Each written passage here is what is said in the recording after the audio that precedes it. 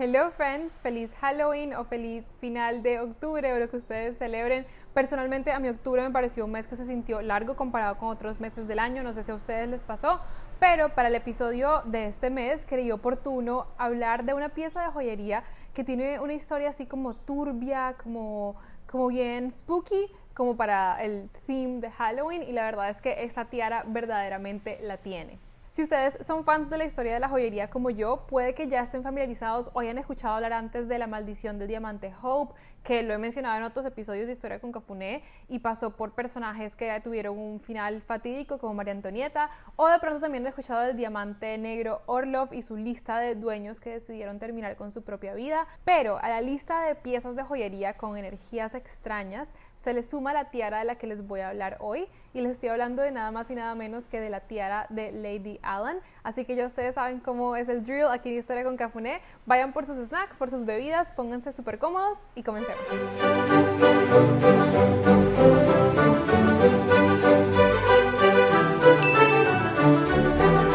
Entonces, nuestra historia comienza en Montreal, una de mis ciudades favoritas del mundo, en 1909. El señor Hugh Montagu Allen estaba buscando un regalo para su esposa Margarita, y ellos dos sin duda eran un power couple. O sea, los Allens tenían negocios muy prominentes en Canadá y también en el resto del mundo, y su portafolio de intereses estaban en industrias como bancos, hoteles, carbón, papel, etc. Entonces esto le abrió las puertas a esta familia a la sociedad local, pero también en el país natal del papá de este señor, que era de Gran Bretaña. Ustedes ya saben que en esta época eduardiana, si no tenías lazos con la monarquía británica o por lo menos la aristocracia británica, no eras nadie. Pero los Allens sí eran alguien, porque de hecho la reina Victoria había proclamado al papá del señor Hugh como caballero en 1871.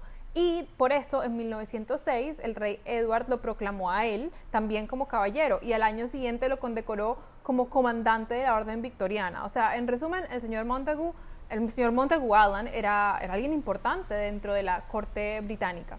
Pero entonces, ¿qué significaba que su esposo fuera caballero para su esposa, para Margarita? Dos cosas importantes. La primera es que se le conocía como un título o como más de una formalidad, como Lady Allen. Y la segunda es que era una mujer que, casada con un hombre tan prominente de esa época, necesitaba mucha joyería y mucho vestuario para todos los eventos sociales a los que le tocaba ir. Y uno de los accesorios más importantes que por supuesto estaba de moda en esa época eran las tiaras. Y fue así, como un día lluvioso como este de 1906, el señor Montagu hizo una llamadita, dijo: hola, sí, Cartier, necesito una tiara para mi esposa Margarita.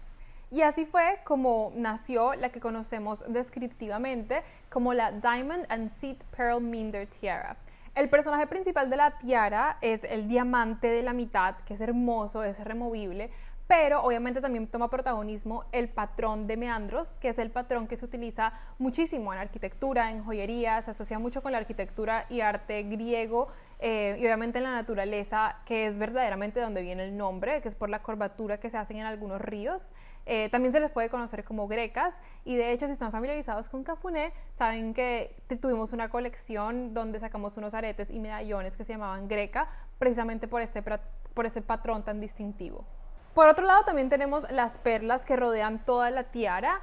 Para mí, o sea, en mi humilde opinión, las perlas de esta tiara sobran. Siento que no pegan ni con chicle, y siento como que desaparecen un poquito ante la majestuosidad del diamante central y de las grecas que lo rodean.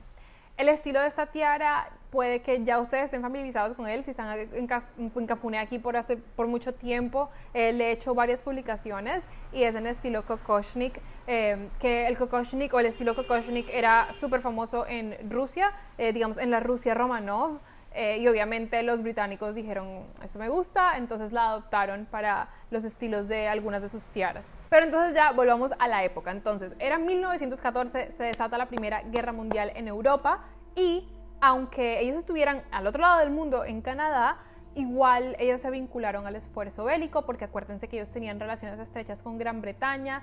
Entonces, y aparte el señor Hugh pues estaba tenía lazos estrechos con la parte militar y de hospitales, entonces dijeron no, nos unimos al esfuerzo de guerra. Entonces el señor Hugh estaba listo para irse a Europa, al igual que sus dos hijos mayores, Martha y Hugh. Digámosle Hugh Jr. como para no confundirnos, porque todos los hombres de esta familia se llaman Hugh. Entonces Martha, la hija mayor, se fue para Europa como enfermera y Hugh Jr. se fue a pelear al frente. Obviamente Margarita o Lady Alan y el señor Montagu no querían que su familia estuviera dividida durante este periodo, entonces ellos decidieron que se iban a llevar a sus dos hijas menores también. Entonces las dos hijitas menores se llamaban Gwendolyn, pero le vamos a decir Gwen y Anna. El plan era irse a vivir a un lugar de Inglaterra en donde ellos pudieran estar vinculados con la Cruz Roja, y el señor Montagu aparte era el presidente del Hospital General de Montreal, entonces tenía contactos importantes para poder comenzar como un tipo de hospital militar. Así las cosas, el señor Montagu lo que hizo fue quedarse en Quebec haciendo los arreglos con sus contactos para el hospital, y Lady Alan, Gwen y Anna, que tenían 15 y 16 en ese momento, iban a emprender un viaje a Nueva York, en donde su mamá había conseguido unos tickets para uno de los pocos transatlánticos de los barcos comerciales que seguían operando en tiempos de guerra. Puede que lo hayan escuchado antes, estoy hablando del RMS Lusitania. Arrancan entonces las tres mujeres Alan, que viajaban en primera clase, y también se fueron con sus dos mucamas, con sus dos empleadas, que se llaman Emily Davis y Annie Walker. Si ustedes hacen memoria, estoy segura que en el colegio les dijeron lo que pasó con el Lusitania, porque es un barco famoso dentro del marco de la Primera Guerra Mundial, pero en caso de que no, les doy el spoiler: los alemanes lo bombardearon con un torpedo y el barco se hunde. No vamos a hablar de las teorías sobre lo que verdaderamente llevaba a bordo el Lusitania y por qué pasó lo que pasó, porque esta historia es sobre la tiara. Pero si les interesa la historia de Lusitania, del barco Lusitania, búsquenla porque es full interesante. Entonces, el barco sale de Nueva York en mayo 1 de 1915, se prepara para una semana de viaje. Margaret, o sea, Lady Alan, estaba al tanto de que los barcos en esa zona entre Gran Bretaña e Irlanda había sido declarada zona de guerra por los alemanes. Ellos sabían que el Lusitania era un blanco, pero también confiaban mucho en que el barco era súper rápido y sentían como cierta seguridad y que iban a poder completar el viaje sin contratiempos, sin problemas. Se dice que Lady Alan llevó más de 20 baúles, más de 20 maletas de trunks, con ropa, con joyería y con sus elementos personales suficientes para su residencia de una semana en el barco, y claramente dentro del equipaje estaba la tiara Cartier que le regaló su esposo.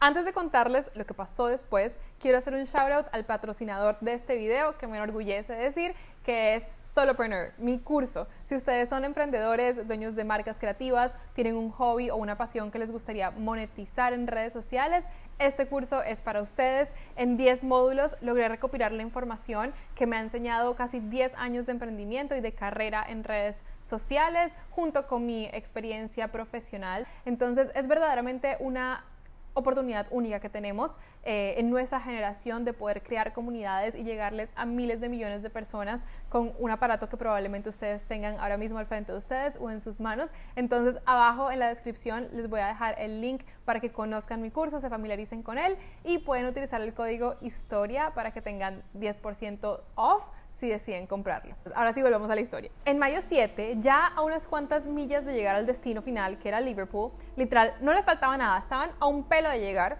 Pasó lo que todos temían que podía pasar, pero que nadie creía que fuera posible. Las tres mujeres, Alan y sus dos empleadas, acababan de terminar de almorzar cuando un pasajero les advirtió que se había visto como un torpedo cerca del barco, y literal, el señor les dijo esto y boom, sintieron la explosión. Uno de los famosos U-boats alemanes colisionó contra el Lusitania. Se dice que hubo una segunda explosión y fue en tan solo 20 minutos que el Lusitania quedó completamente bajo el mar. Imagínense eso, 20 minutos, no es nada, sobre todo en el momento en que tú no sabes qué es lo que está pasando. Entonces las Adams tuvieron que pensar rápido qué hacer para poder sobrevivir. Ustedes pensarían que de pronto ellas, por estar en primera clase, tuvieron alguna ventaja, pero en realidad no les sirvió para nada, porque 20 minutos no es nada, no había mucho que hacer. Entonces, en medio de la locura, Annie o Emily, alguna de las dos empleadas, no estoy segura quién, volvió a la suite, al cuarto donde ellas dormían, y alcanzaron a buscar entre las pertenencias la joyería, entre ellas la tiara Cartier. Se dice que cuando las empleadas volvieron, ambas volvieron con un chaleco salvavidas puestos y estuvieron con la familia todo el tiempo hasta que el barco se hundió. Se dice que las 5 mujeres, es decir, las 3 Allans y las 2 empleadas, saltaron al agua al mismo tiempo y trataron de quedarse juntas lo más posible, cogidas de manos, Pero por más que lo intentaron, las dos niñas pequeñas que tenían, como les dije antes, 16 y 15, Gwen y Anna, se soltaron, probablemente por la presión, por la succión que hacía que un transatlántico se estuviera hundiendo debajo de ti. Lady Allen estaba bastante herida, tenía varios huesos rotos, pero logró mantenerse a flote con Emily y con Anne, y milagrosamente una de ellas logró aferrarse a la tiara.